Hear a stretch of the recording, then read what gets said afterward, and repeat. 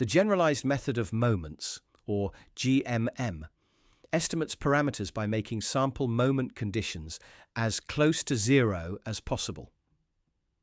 Economic theory often implies that certain forecast errors are orthogonal to information available when decisions are made. These restrictions may outnumber the parameters and may involve nonlinear models. GMM provides a unified framework for estimation, robust uncertainty measurement, and specification testing when the moment sequence is heteroscedastic or serially correlated.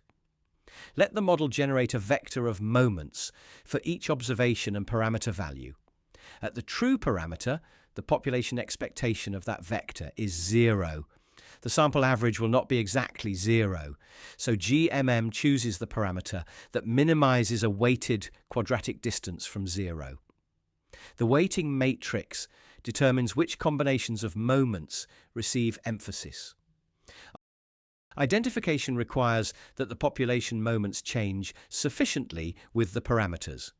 Many moments do not help if they contain little identifying information. Ordinary least squares is a special moment estimator. Its normal equations set sample averages of regressors times residuals to 0. GMM generalizes this logic to nonlinear residuals, instruments, and more moments than parameters. When moments exactly equal parameters in number, weighting does not change the solution if the equations can be solved exactly. With over-identification, different weights generally produce different estimates because no parameter sets every noisy sample moment to 0 simultaneously. Under regularity and identification conditions, the GMM estimator is asymptotically normal.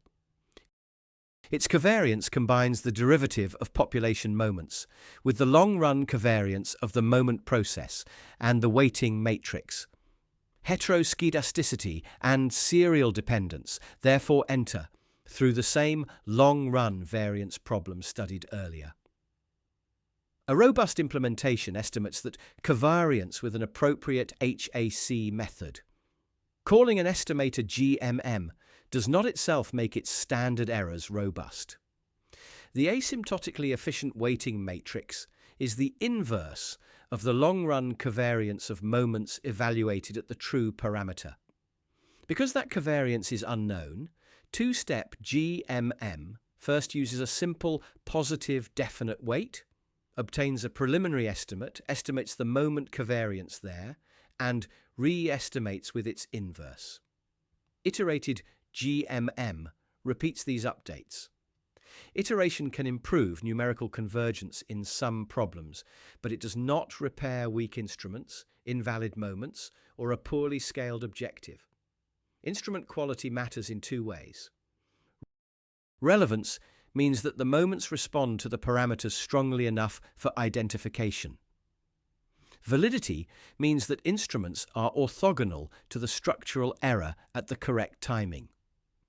Adding weak or invalid instruments can worsen finite sample bias and make covariance matrices unstable.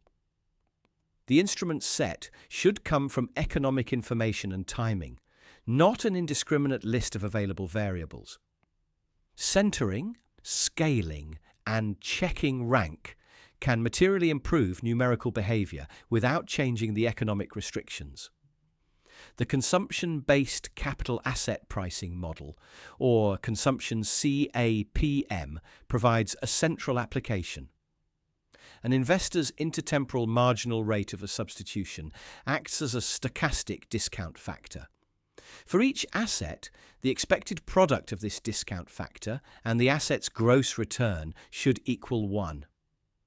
With power utility, the discount factor depends on a subjective discount parameter, consumption growth and relative risk aversion.